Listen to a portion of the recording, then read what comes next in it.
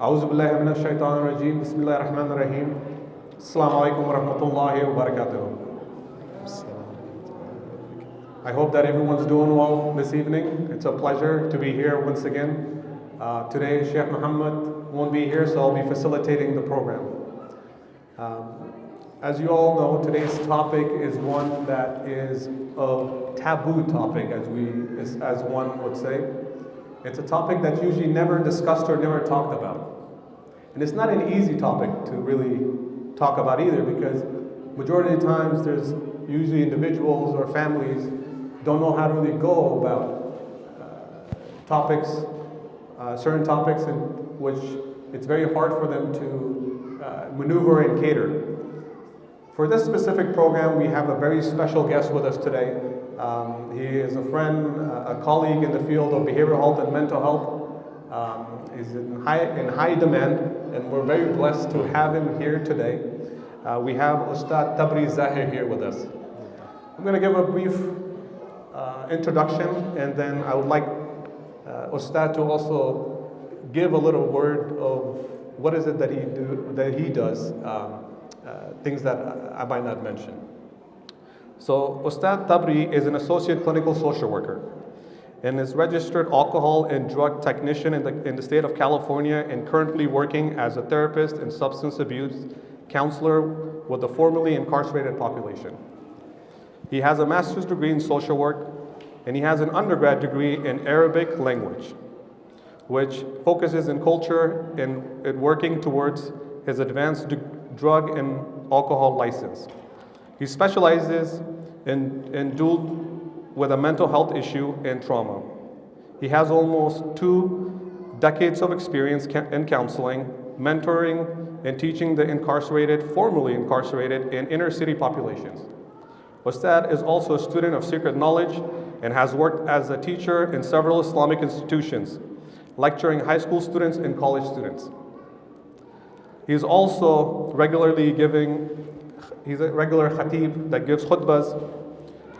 One of the greatest strengths of Ustadh is he's working with youth who have been negatively impacted by popular culture, and he uses his own background as a bridge to teach students and clients. He uses his skill as working as a chaplain here in UCLA, and he's also currently residing here in Southern California. Very honored to have you here, and thank you for being here with us today, Ustadh. So, aside from what I just said, I know you have a very profound and very heavy resume.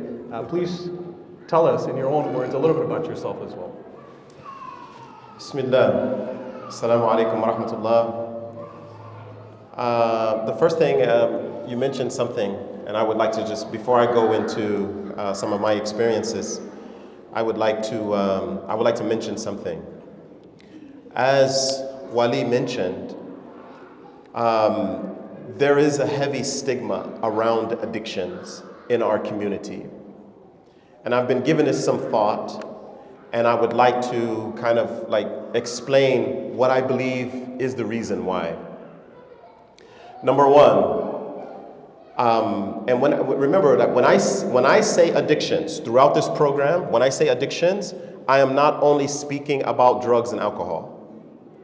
I'm speaking about all behaviors that a person does and they just can't give it up despite its harm. So this can be shopping, it can be gambling, it can be watching pornography, which, by the way, is an epidemic in our community, all right, coast to coast. But it can also be drugs and alcohol. So why is it such a stigma? Number one, the crowning achievement of Islamic civilization was Islamic law, and for very good reasons. I mean, there was more energy put into the development and the establishment and the practice of Islamic law of all of the other sciences, of all of the other crowning achievements of Islam. So when a person comes into the masjid, it's very difficult for them to go to the imam or to the administration of the imam and say, I'm suffering from something that Allah has prohibited. And many times the imam is trained in Islamic law. But we have to look at how Rasulullah sallallahu alaihi wasallam dealt with people that had addictions. And you will see that how he dealt with people that had addictions was not necessarily from the law. He dealt with them from ihsan. You see, remember that our deen has three components. You have iman, which is cognitive, and then the faith stays in the heart. Then you have Islam, which is the outward practice, the outward manifestation of that, right? Salat, zakat, Ramadan, Hajj. But then you have ihsan, which are the spiritual virtues, such as patience, mercy, gratitude, tawakkul. So when a person has addictions, you can't necessarily come at him with law. This is haram, right? That's law. He knows it's haram. That's not going to help him. What will help him is rahmah. Someone saying, I understand. We're going to help you. And that is from the realm of ihsan, which we need more of. So I hope I didn't go off track. Not at all, not at all. All right? So that's the first thing. So alhamdulillah, I'll just take a few minutes, inshallah. And, how did I come to this? How did I come to become, like a specialist in addictions? And the truth of the matter is, like, I didn't plan it. It's just I experienced a lot of trauma in my youth. My father was viciously killed when I was about 8 years old. When my mother remarried, the man that she married was very abusive. Very, very abusive to my father's children. And so by the time I was 16, I had enough. And so I left. I would rather be in the streets than to deal with that. So I ended up in the streets. And the thing about the streets is the streets are very unforgiving. You're going to learn a lot of things really, really fast in a hard way. I saw people murdered. I saw professionals, like the people who fly our planes, the people who drive our trains, use vast amounts of drugs. Because for me, the easiest way of making a living and taking care of myself at 16 years old without a career, I haven't finished my education, was to sell drugs. And so that's what I did. I sold drugs. And believe it or not, it was because of my Islam that made me a really, really good drug dealer. I was born and raised Muslim. My father became Muslim. My father's right here from LA. He became Muslim in either the late 60s or the early 70s. So, I was learning English at the same time I was learning Arabic. But life happens. Life happens. So I saw, professionals using vast amounts of drugs. I saw vicious human behavior, full of vice. I saw people gamble away their life. I saw people, lose loved ones. I saw them, everything you can imagine that goes along with the streets, I experienced it. But alhamdulillah, after about 3 years, I was able to kind of recover. I made tawbah and I got out of it. But just because you make tawbah, the way I like to explain it is like this. When you commit a lot of sins, it is as if your house is on fire. When you make tawbah, it's like you put the fire out. But you still have fire damage. You have to go about scrubbing all of the smoke and all of the damage that has been done from the fire. You have to go about fixing that. Now at this time, I didn't know about tazkiyah.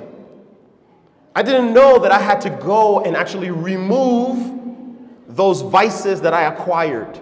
And the number one vice that I acquired was greed. Because by the time I was 17 or 18 years old, I was making $30,000 a month. This is in the 90s. In the 90s, 17, 18 years old. I'm making $30,000 a month. There's some doctors that would love to make that kind of money. So even when I left the streets hadn't left me. So I still had a taste. I still had a taste for fast money. That's one of the things that happens to you when you're in the streets. You get you have this, you get addicted, to instant gratification. Instant gratification. You can have whatever you want. If you have the money, you can have whatever you want. If you want an ID that says that you're 10 years older than you are, you can get it. You want a passport that says that, you can get it. You want 3 cars, you can get it. And everything that comes along with that, the attention, everything. And when you stop committing the sins, it doesn't necessarily mean that the love of that thing is gone from your heart. So if I just fast forward about 8 years, because I was in, this all happened when I was in Denver at the time.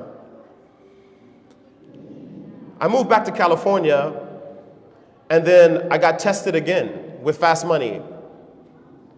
And this time it wasn't me going into the streets and dealing with non-Muslims, it was actually me dealing with Muslims, right? So Shaitan made it very alluring. And what ends up happening is, we can maybe have another session, I can go more into detail, but, I ended up catching a federal case, all right? We had a package, we were buying drugs in Los Angeles, and, this is one of the port cities where the drugs comes in, and the further east it goes, the more expensive it becomes. So, that's what happened. We were moving drugs from the West Coast to the East Coast. The package was intercepted. It's a federal case because you're moving drugs across state lines. I ended up doing 11 years. 11 years and 3 months. While I was in prison, I can say this was my foundational wake up period.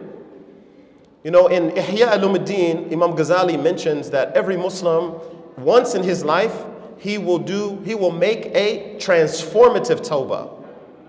You can make regular tawbah every day. Tubu ilallah. This is what we are commanded to do. But Imam Ghazali is talking about a tawbah that is going to change your life forever. You are going to repent for your heedlessness, for your indifference, for your laziness. You're going to repent from that, and it's going to change your life. And that happened with me in prison. Number 2, there are a lot of Muslims in prison. There are a lot of Muslims in prison. And what ends up happening is you're coming across Muslims who are incarcerated because of drugs. Not always because they use drugs, but because their parents use drugs. So I have to look at my brothers and sisters in their face, knowing that I was involved in something that tore their family apart. I was involved in something that got his mother addicted to drugs. It made him a thief, and it landed him in prison because of that. You understand? And so I had to rectify that. And I did it by just helping them. So just imagine somebody becomes Muslim. He has a 5th grade education, but he becomes Muslim because he recognizes the truth of Islam. And I'm the Imam because I was born and raised Muslim, so I have more Islamic education than most of the people there. So I was the Imam everywhere I went. So I have to make sure he knows Fatiha. I have to make sure he knows the short surahs. I have to make sure he understands halal and haram. And as I start getting close to him, we start talking. His story, it could have possibly been my drugs that caused the devastation to his family and eventually to him.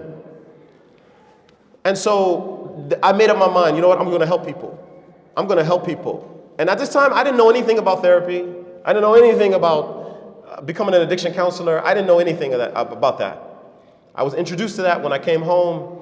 Sheikh Rami, you guys know Sheikh Rami Insoor from the Bay Area, or Dr. Rania Awad. You guys know Dr. Rania Awad? Her husband, Sheikh Rami Insoor. When I had finished school and everything, and I was telling him, I want to go to school at Zaytuna. I want to get my master's. I want to finish my master's at Zaytuna College. And he said, Tabari, I kind of know where you are, man. That's not going to really advance you that much. Because he taught there, his wife teaches there. He said, go be a social worker. I was offended, actually, when he told me that. I was offended because I just told him that I wanted to get my master's in Islamic education. But he's telling me to, in my mind, he's telling me to go and be part of the squad that takes away people's kids. I didn't know about clinical social work. I didn't know that the vast majority of therapists are actually clinical social workers. I didn't know that. So let me come to this, and thank you for such an insightful, personal, and experiential experiences that you have, and you're sharing it with us. It's very deep, and it's very. I'm very pleased to hear that. Just learning so much from you. So, how did you lead in this field of addiction? What led you to be so focal point in it? So it was actually my first year in grad school. MashaAllah, they had me. I was supposed to go because the university, they knew that I was formerly incarcerated, and they wanted me to they were trying to make me focus on the formerly incarcerated population. So they had my internship in an organization that worked with the formerly incarcerated.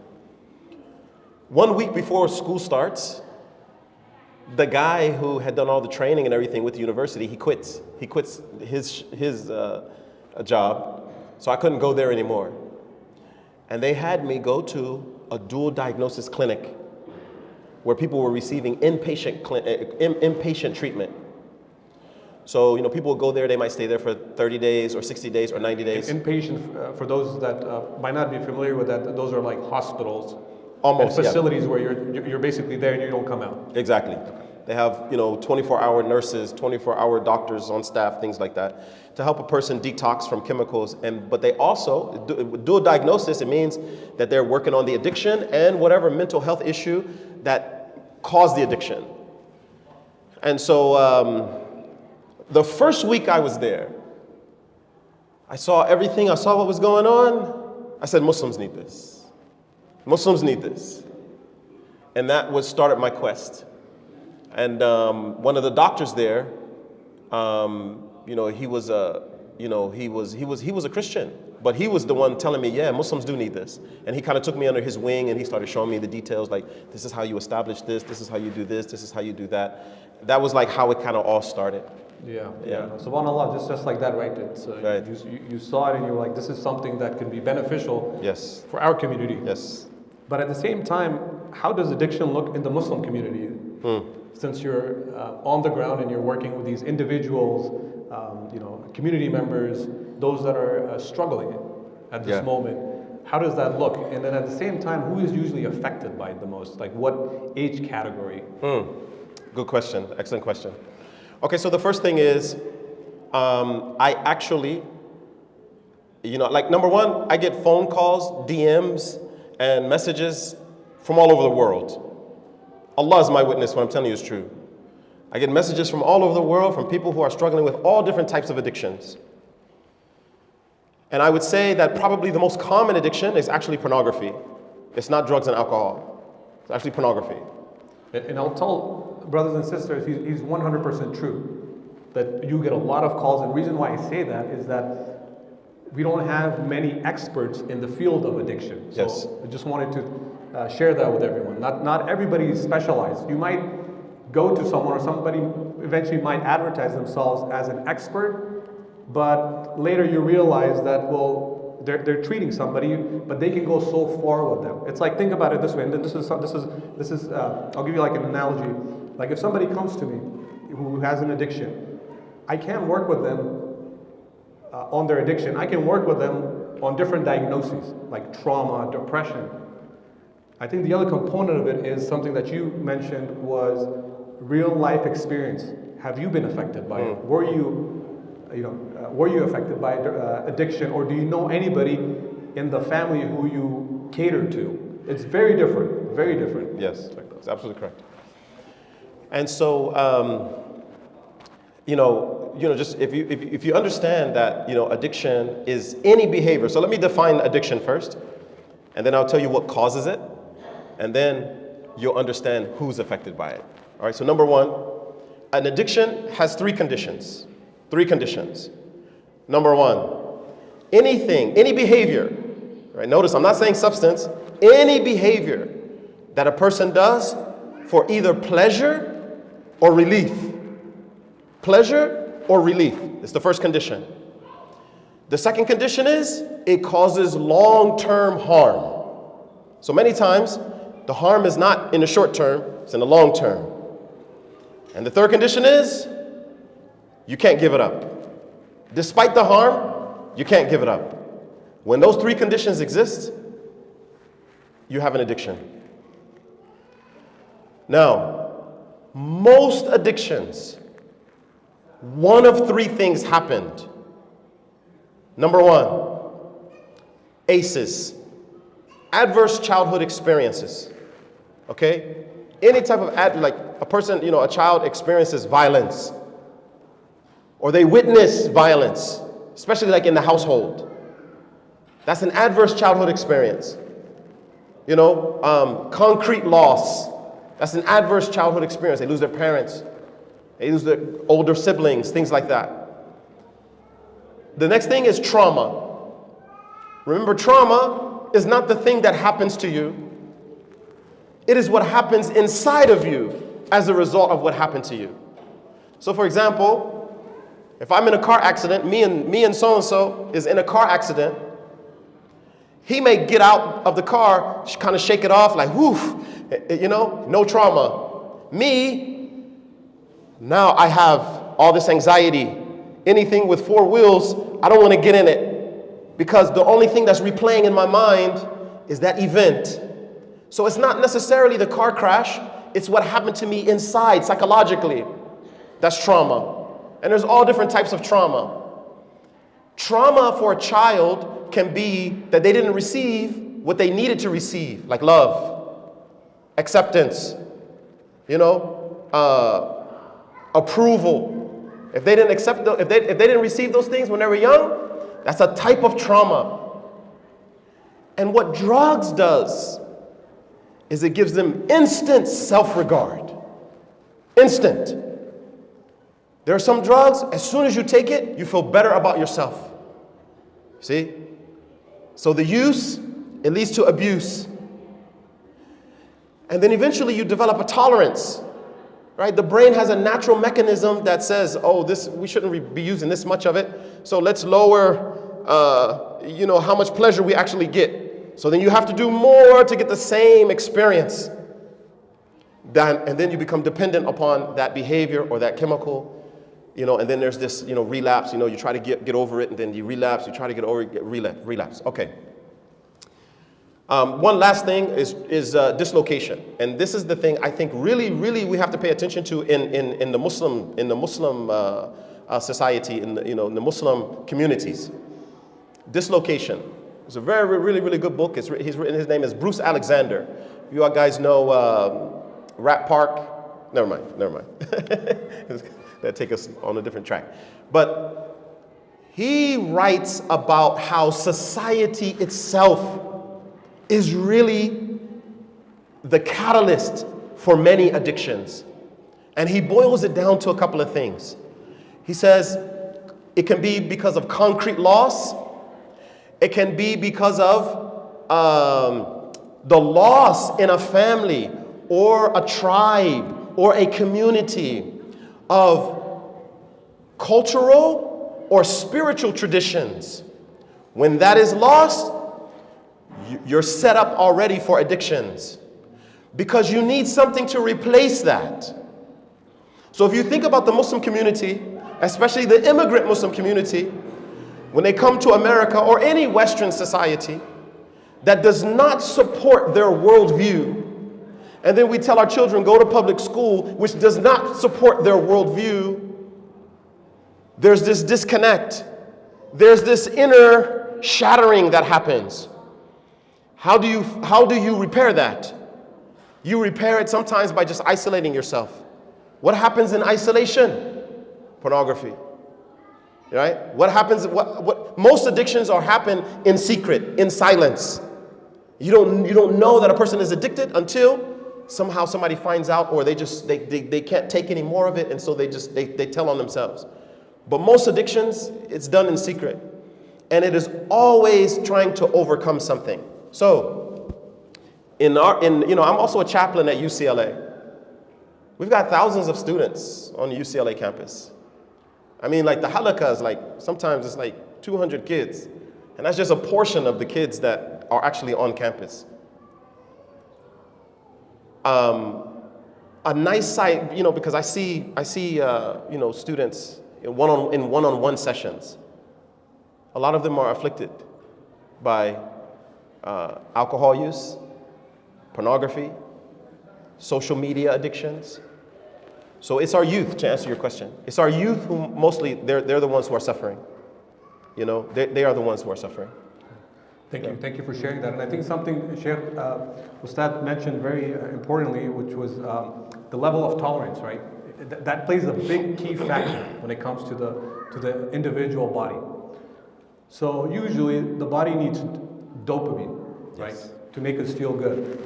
And it's usually required. How do we get dopamine? Usually if we're interacting in a social gathering, if I'm talking to somebody, and if I'm smiling, if I'm happy, there's a chemical that's released in our brain. It's called dopamine that gets released momentarily, because it can't go on for a long time. Momentarily, and then it brings you back down to normalcy.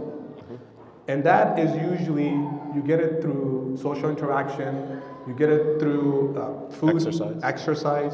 So there's different elements. Now when it comes to substances, something to be very mindful of. Imagine this, like my left arm right now. Imagine this is like the neutrality of the chemical that your body produces, and usually you're functioning on a day-to-day basis. Let's say you start taking alcohol. What happens is usually naturally when you're happy, the dopamine level goes up slightly and it goes back down. It has to go back down, it has to level out. When you're sad, it actually drops, right? There's times where like, oh man, my life is over, because let's say somebody is about to take an exam and maybe they get anxiety, or they haven't studied, and that happens. And over time, it comes back up. But when you take something that's not natural, instead of going this much, it actually goes more. It gives it double or triple the amount. And that when that happens over time, what happens is, and then when it drops, it doesn't go here, it drops below. So this is why usually people who are addicted, they actually feel down. They feel socially isolated. They don't feel happy. And for that, they have to do what again? They have to do more. And it's a constant cycle. It's actually a cycle that goes around. Yeah. And you can't get out of it unless you get professional help. Right. And I was going to ask Ustadh, I know we're talking about this very important topic of discussion. Something that I've experienced and something that I see is amongst, if it's amongst couples, like when I see couples, it's either the husbands or the wife, they're taking something, to alleviate some kind of pain or challenges, or or based on their upbringing, what conflicts at their marriage. It doesn't work out well. Or if it's a youth or a youngster who is addicted to something, they're also struggling very much. But the thing that I usually see is that a lot of the times they don't have the courage to share that or express that with their loved ones. Now, what suggestions would you give for somebody who is struggling, for them to reach out to their loved one? And what's the best way to go about that? And then secondly, if you're the receiver, how do you support? Not support, but how do you actually take in that information and sit with it and say, well, what is it that we can do together? How can we help you? How can we support you? Instead of, usually most of the times, when a loved one hears that their loved one is addicted to something, automatically, they go in a state of shock. They're in a stage of denial. They get angry. They get frustrated. They don't know what to do. And there's so many emotions, right? So how should they navigate? I know there's a twofold question to it, but it's a very important one. The reason why I ask is that I would rather have somebody in our community come and reach out to me and say, hey, I need help. Right. And I would want that, because I would want to be able to help them and also have their families be supportive of their journey, because they need more than just us. Yeah, this is a common occurrence, Okay, so number one, you're absolutely right. It takes a lot of courage, and this is one of the things that I try to always have, like when I have, family consultations. I try to explain to them like how much courage their son or their daughter or family member, husband or wife, how much they had to have just to bring this to them. And you have pretty much two options. You can either go the route of empowering them to overcome, to help them to overcome the addiction, or you can enable the addiction. And what a big mistake that many family members make is they enable them unknowingly. So in other words, they begin to browbeat them with halal and haram, right? This is haram. He knows or she knows it's haram. You don't have to state the obvious. But what you do have to do is you have to have an enormous amount of compassion. If you ever thought you had to have compassion for someone, now is the time. Now is the time. Don't beat them over the head, because the only thing they're going to do is just close down. They're going to close down. They're going to say, I knew it. I knew you wouldn't understand. And many times the families don't understand. They don't. They only see it through you did something wrong. That they only see it through that. The thing about addictions is nobody wakes up and says, I want to be an addict today. Addictions is driven by psychological pain. Sometimes it can be physical pain. That's how many people get addicted to opioids. Have physical pain, they go to the doctor, and they get addicted. But when we're talking about street drugs, most of the time it's driven by some type of psychological pain. So we don't say, why the addiction? You say, why the pain? That's what the family has to try and understand. What's the underlying pain that makes a person walk down a path of destruction? What's happening there? And this is the sunnah of the Messenger of Allah sallallahu alaihi wasallam. All right? We know that Nu'ayman ibn Amr, he was a companion of Rasulullah sallallahu alaihi wasallam. But when the prohibition of alcohol came down, and it came down in Medina, he was one of the ones that couldn't instantly give it up. We know that most of the companions were able to just instantly give it up and walk away from it. Nu'ayman ibn Amr, radiallahu an, he couldn't. And he was brought time and time again to Rasulullah sallallahu alaihi wasallam, found in a drunken state. And finally, one of the companions got mad at him and just basically said something to the effect of, La'nallah alayk, which means like, may God damn you, something to that effect. And Rasulullah sallallahu alaihi wasallam said, don't say that, because the only thing I know about him is that he loves Allah and his messenger. That's what he said.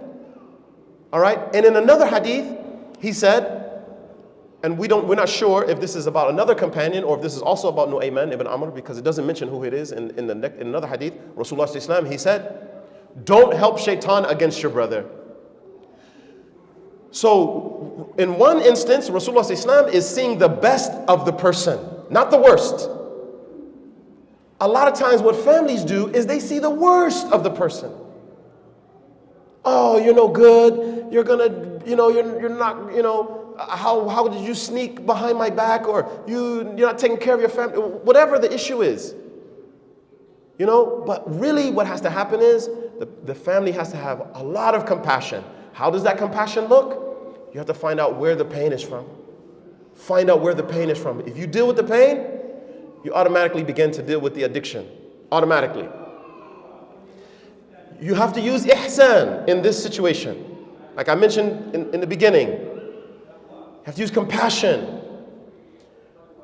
Right? You don't want to enable them. So in other words, some parents, when the kids come and ask them for money, and they know that the kid has an addiction, they'll still give him the money. Because they feel like, oh, maybe if I do it, if I'm nice to him, I'll... No. This is enabling. You are part of the problem now. Your job is to understand the situation like this. I understand you have a problem. I am not condemning you for your problem. I am going to walk with you as long as you are working on your problem. But it is not my responsibility to carry your burden. If you want help, I will help you. I will not enable you, and I will not support the dysfunction, but I will help you. And then try to find them some help. Right, this is one of the reasons why we started, my organization, which is, can I say? Absolutely. Lamps of Light Project. It's called Lamps of Light Project.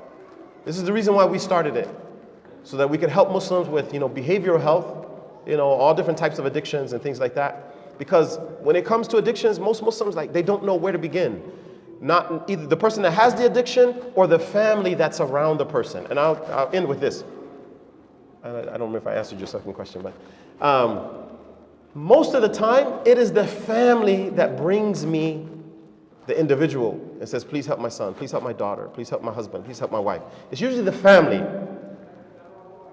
So the first line of protection, the first line of resistance, the first line of compassion is always the family.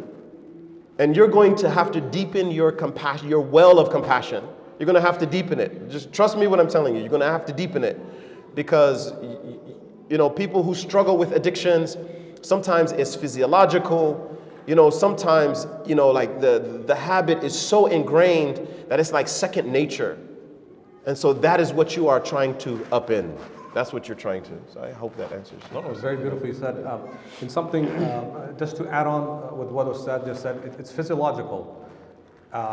When it comes to, especially when it comes to drugs or addiction, there's two types. And Ustadh, you can correct me if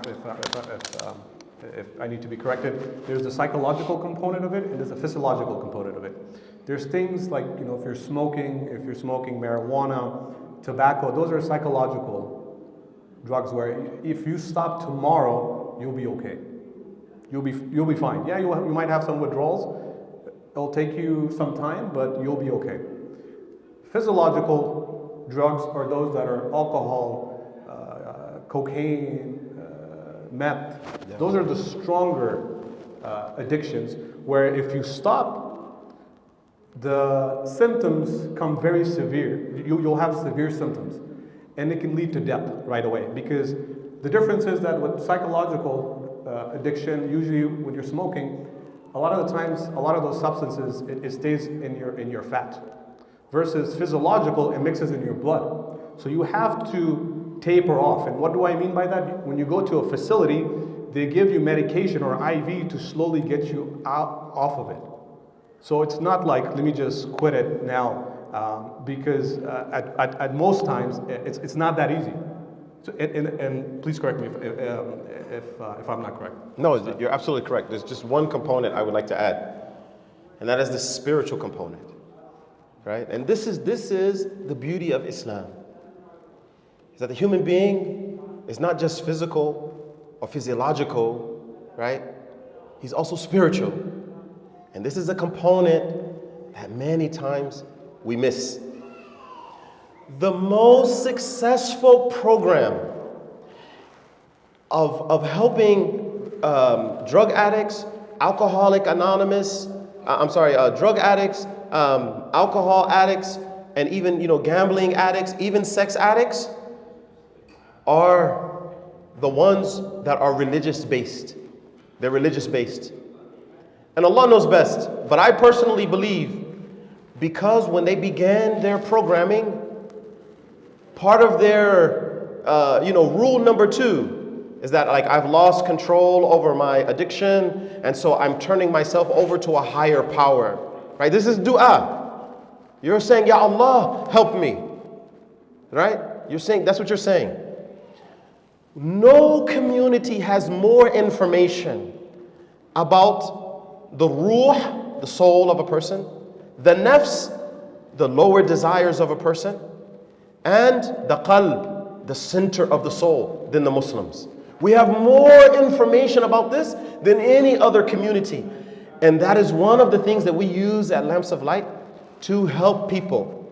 So in other words, shukran. Right? So in other words, there's verses in the Quran where Allah subhanahu wa ta'ala, is reminding us, Ala bi dhikrillahi tatma'in qulub, right? Isn't it true? Isn't it so that You know that the heart becomes tranquil by the remembrance of Allah, right? So part of our treatment is to give the person some type of remembering Allah, because we know this is going to strengthen him. If non-Muslims are getting strength by making supplication, what do you think Muslims will get by supplication and dhikr? Huh? And so I just wanted to add that component also, right? Thank you. Spiritual component. Thank you for adding that. And this is something that should be highly taken seriously. And the reason why I say that is, I'll give you guys two case scenarios.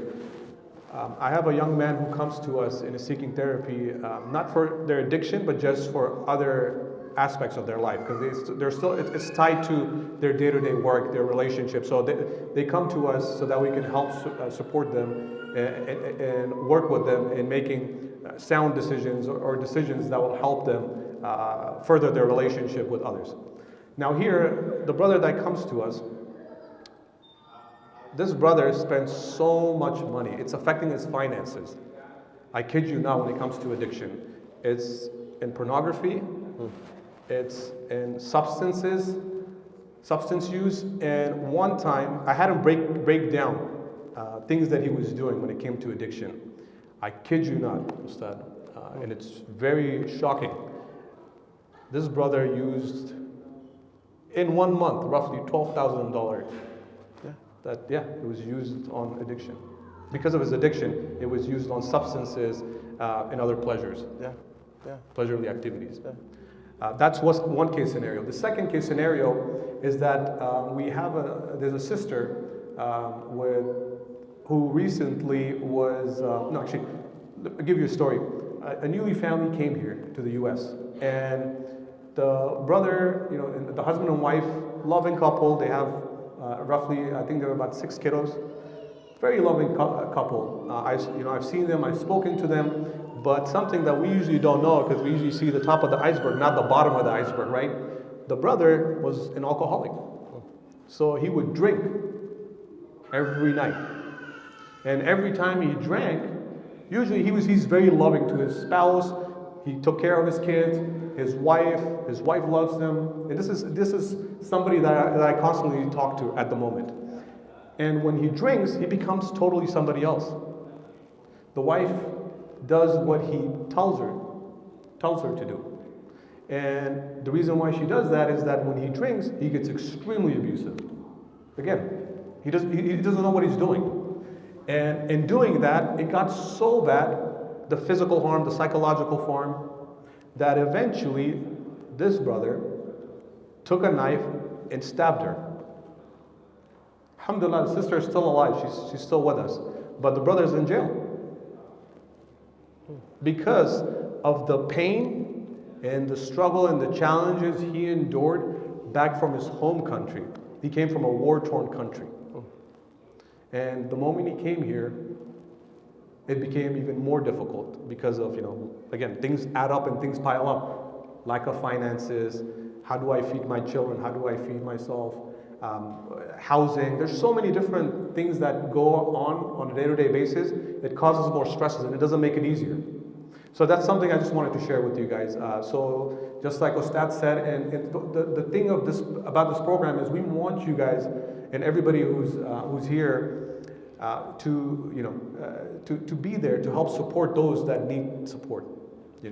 It shouldn't be a taboo topic, because being part of the community means you're one family, you're one ummah. So we have to help. If we don't help those that need support, guess what? We're not doing what we're supposed to do in our deen. That's just the fact of reality. Now that being said, I know we're short on time.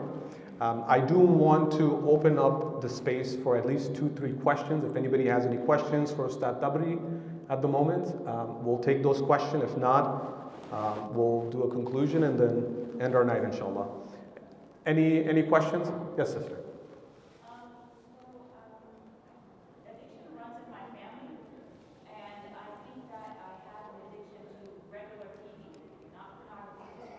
Watching TV, I seem to need noise in the house, and I said if I turn it off, I feel lonely. So what might you suggest? So, I mean, I would, in order to classify that as an addiction, right, I would, have to do like an assessment and ask you very, very specific questions.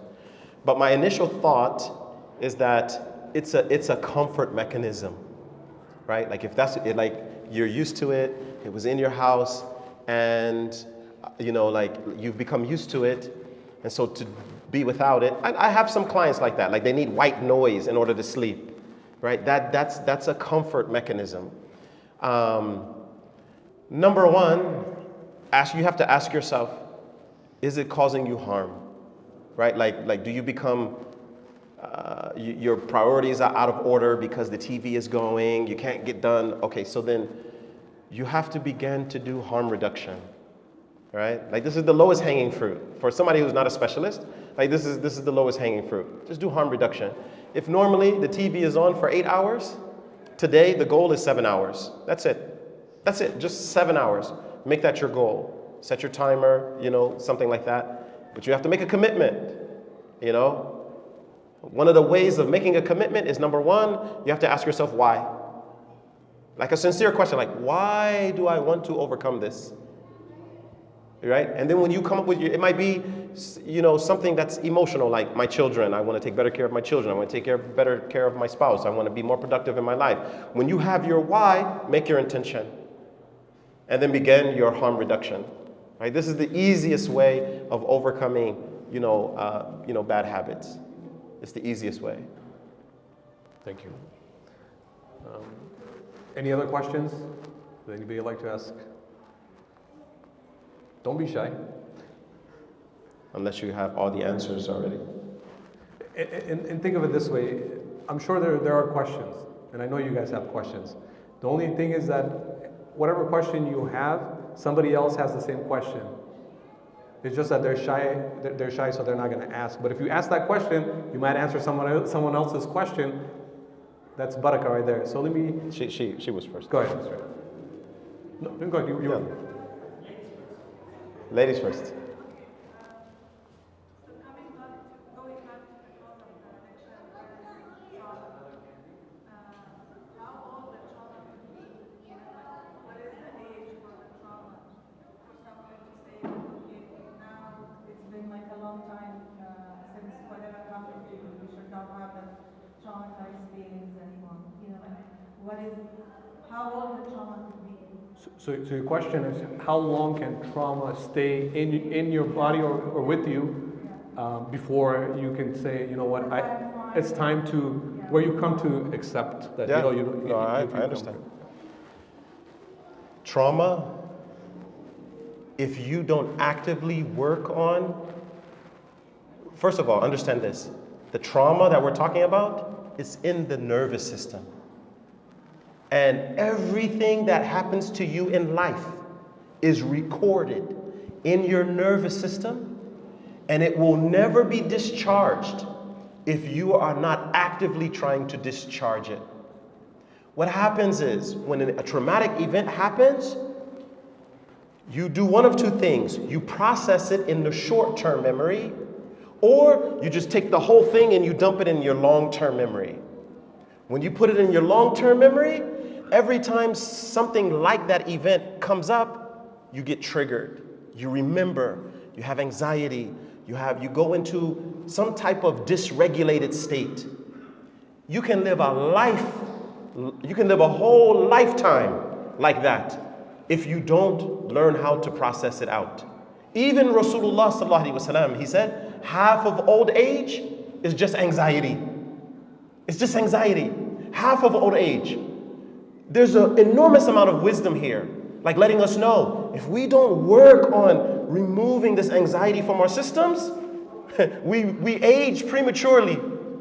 So a person can die and never have processed it, and they'll live a hard life. Right? And the sad thing about it is that sometimes they pass it to the next generation. Right? They're not regulated, so they deal with their children in an unregulated way. And then the children have this byproduct of trauma. The difficulty is, like the people expect you to work on it by yourself, and then constantly ask you to move on and forget about the past. Yeah. So that's, like very challenging for a, like non-professional That's person who has no idea about psychology, about, sociology and all those other, like even within the religion, we don't know, not like a lot of us, we don't know the Islamic aspects of psychology and how to deal with it, for our own self. Like even with, like with massages, when we get talks about psychology, about panic attack, about anxiety, we are always told that, okay, like if you have panic attack, you have to do this, this, this. But when you have panic attack, at that moment, you're panicking from dying. Like you're questioning yourself if you're gonna make it, like to the best part in the akhirah or not.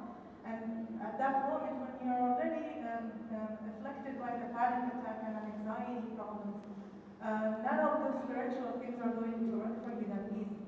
Because that will even make it worse for you. It will become even more traumatization for you to even question your akhirah. What I request everybody, like apologies from all the masjid, especially this one, to talk about how panic attack is, how trauma is, and how anxiety attacks are. We'll get to that, sister. Yeah. How to be prepared for that. Absolutely. No, we'll definitely. How we get into it, and then we have to Yeah. do that more. What we'll do is we're definitely going to get to those topics in different programmings. Now, for somebody who has, like, let's say trauma, right? It's a response, right? So in layman's term, it's fight, flight, or freeze. What that means is that when danger comes to you, it's either you're going to fight something, you're going to flight, or you go in a stage of freeze. So the trauma comes when you're in a stage of freeze, and the others as well. But it's what happens is anytime your mind, like Ustadh said, it's stored in the long term. It's in your long term memory. So anytime you come across, let's say, a loud noise, and that reminds you of, let's say, if I'm from Afghanistan, coming from a war-torn country, and I hear explosions and bombs, right? What are people doing? Either running, they're going to have to fight, or they go in a state of shock where you're frozen. The mind doesn't know what to do at that moment because something that happens to you for the first time in life, your mind goes in a state of shock. You don't know what to do. And it usually happens to everyone. Now, if I come here, I have trauma. Just like Ustadh said, it's in my nervous system. If I hear something loud, guess what happens? The loud noise is associated to a feeling that affected me back when I was in Afghanistan. And it'll keep reoccurring. But to make it short, I think for those, people are not going to understand it. Everybody has different traumas and different challenges. And the body works very differently based on your environment, people you're with, the food that you take, so many different things. The best thing is, this is what we're doing, is we're constantly asking everyone, it's okay to seek help. If you need to see a therapist, go and seek it. It's not a reflection of weakness. It will help you in the long term. It'll help process a lot of things. And I hope that helps, inshallah. And then we'll take yes. The brother, I think the brother right there, I know you have a question. The one next to you, So we'll take, I would say 3 more questions, and we'll conclude, inshallah. If that's okay. Yeah. We can go another hour if you want. Sorry, some people I like to cut it. Of course. So my question is, like, sometimes I'll meet people, or say I want to get married, right? And I'll meet a girl and she's gone through a lot of trauma. And usually, like before in my past life, before Islam, like I've tried to deal with that, but I don't know how. And now, like when people are addicted or like they have traumas, I kind of just walk away. And I don't feel like that's okay, or should it be my responsibility, or should I find somebody that has already like gone through that and like surpassed their traumas? Yeah, that's a loaded question, and there's a lot of considerations before I can answer that question. But I would tell you this: it is not your responsibility, to help someone. Like they're not your child, they're not your spouse, they're not your family member. It's not your responsibility to take on their trauma.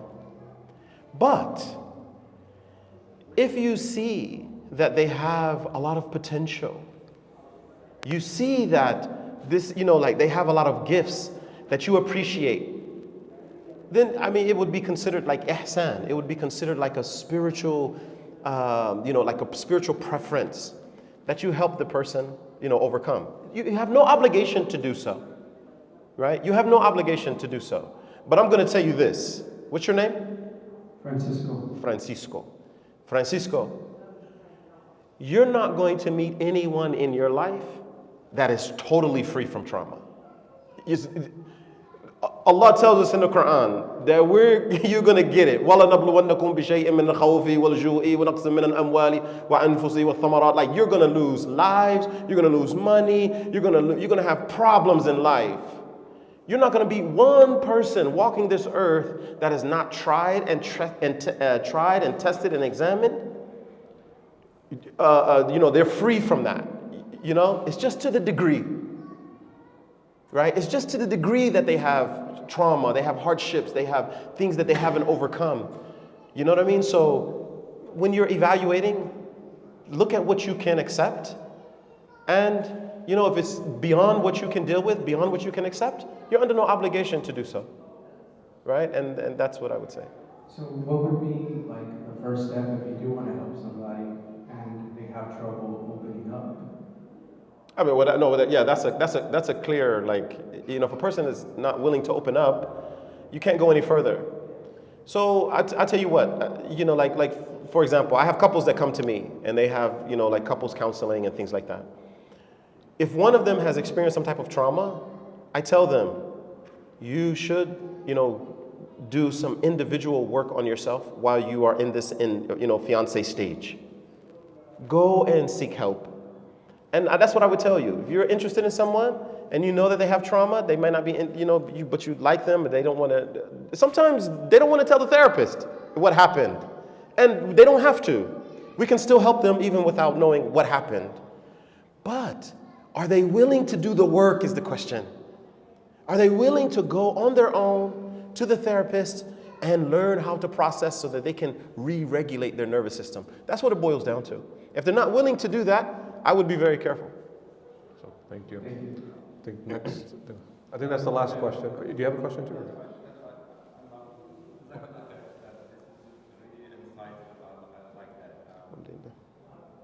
you are talking about pornography in our youth, I'm a little bit, it's a red flag. That means the community is in pain. What are the bases for this pain and how we can prevent our youth from getting these kind of addictions in the home? You said what is the what for the pain? What is the basis for this pain? The basis. Okay. Yeah, and how we can prevent that in home. I have youth, I don't want them to get addictions. How can I prevent that? What is the need to prepare for them so they can not get trapped? Number one, you have to know what's going on with your children with these smart devices. Our youth are experiencing fitna that humanity has never experienced. We have to be genius about how we go about dealing with these problems. So I don't know how old your children are, but if they're young, you have to regulate how much digital media they are consuming. This is the first step. This is the first salvific. This is the first step of saving your children. Because it starts off with cartoons and you think it was just cartoons. But then they become addicted to, that passive state of just receiving, information, just standing there, just in a daze. They become addicted to that. And then it's not a huge step, especially after they hit puberty, to see something, and they're going to see it if they're on social media, they're going to see it, if they're on YouTube, but they're going to see it. And, so you have to lessen, if they're young, you have to lessen how much media they are consuming. This is a problem in every household. Don't feel like you're alone. It's in every household. Right? From the time the children are 2 years old, the mistake that we make sometimes, we put them in front of the television, we put them in front of the screens. This is very bad. All right? That's the first thing. Sometimes you have to be honest with your children. See, the thing about the kids now, they know more than you do most of the time. They know more than you do. They've already seen the stuff that you're afraid to talk about. But they need someone that will come and be honest with them. That's the reason why I get on the stage and I say it like it is. I'm not going to pull no punches. I'm going to tell you exactly like it is, because, especially when I'm talking to the youth, because I already know what they're exposed to. You know, I already know what they're exposed to. And then I hear it all the time. So as a parent, don't be afraid to talk to them about the harms that are out there.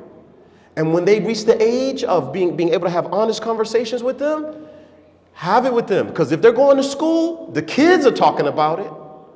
So you want to open up, you want to have that channel open that they can come and talk to you honestly. They can come and honestly say to you whatever. They want to talk to you about intimacy between men and women, okay. If they're 6 years old, 7 years old, if they want to talk to you about that, their curiosity was piqued somewhere. So don't shut it down. You wanted them to come to you. And then as they get older, you know, don't beat them up about it, right? But just let them know, listen, I'm on the same page as you, right? I'm in your corner. I want to help you, you know? I want to, you know, I don't want you to fall into something. Tell them about addictions. Tell them how addictions happen. You know, you might have to do a little bit of research. You say, listen, you know, this is what's going on. I know the kids are looking at this. I know the kids are looking at that. I know this happens. But this is, I want to tell you, life is going to teach them sooner or later, you were absolutely correct. Life is going to teach them that. So, you know, like get a step up, get a step ahead of the problem, you know, and I don't know how old your children are, you know, but that's what I would say. It's like those 3 stages. That's what I would say. Thank you so much, Sheikh. Jazakallah khairan for coming here and for joining our community. May Allah give barakah to you and your family and the great work that you're doing. So thank you so much for being here. Ameen. Anything else you'd like to share with the community before we conclude? You know, one of the things that, you know, at Lamps of Light, you know, we have our goals, the things that we're trying to do, but how it concerns you is the 3 areas. Number 1, we're just working on treatment, right? We want to work on all the different types of treatment for Muslims who get addicted to either behaviors or substances. Number 2, we want to create a database of resources. You know, we're working on it right now. Just a database of resources. You should be able to come to our website, click on a link, and learn everything that you need to learn about a specific addiction. And then the 3rd thing, and you all have to be thinking about this in your community, we have to remove the stigma. We have to remove, this is the reason why people hide their addictions. They hide them because they are ashamed.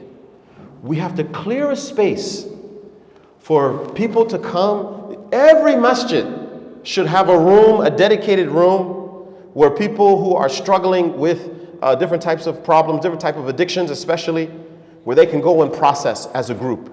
Why am I saying this? I had a conversation a few weeks ago with a Muslim public attorney here in Orange County. You know what he told me? He said they have 40 Muslim youth. I think he said 43, something like that. 43 Muslim youth in the Orange County jail. That the judge wants to let them out so that they can get treatment, different types of treatment that they need, but they don't have anywhere to go. And they don't want to go to a religious base, because most of the treatment centers are religious based. You have to go, you got to read the Bible every day, you have to do other. They don't want to do that. The Muslims haven't set up treatment programs, so our kids are in jail and can't get released because we're not doing what we're supposed to do. This is a shame. This is bad. This is really, really bad. He was basically pleading with me like, man, please hurry up and get something going. Like where you know, we can say, okay, Lamps of Light, you can go here and get your treatment and this and this, and then they can get out of jail.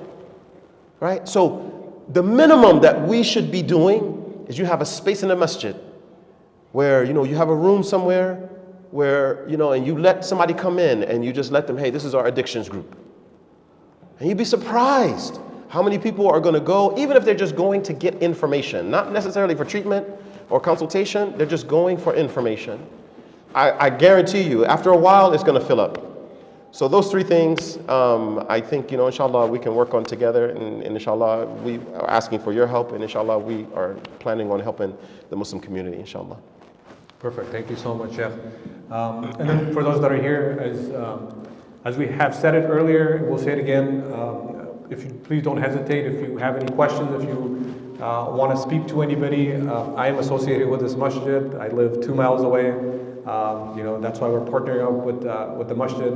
Alhamdulillah, the need is there. So if you have any questions, you can reach out to Sheikh Muhammad, Brother Isa is here, or you can reach out to me directly, and then I'll be more than happy to reach out to Ustadh or anybody else that can provide the support that is needed for you. So yeah, we're here, we're open, the doors are open for you. If you need anything, the office is just right there. Please feel free to come. Again, Jazakumullah khairan. Assalamu alaikum wa rahmatullahi wa barakatuh. Wa alaikum assalam wa rahmatullahi wa barakatuh.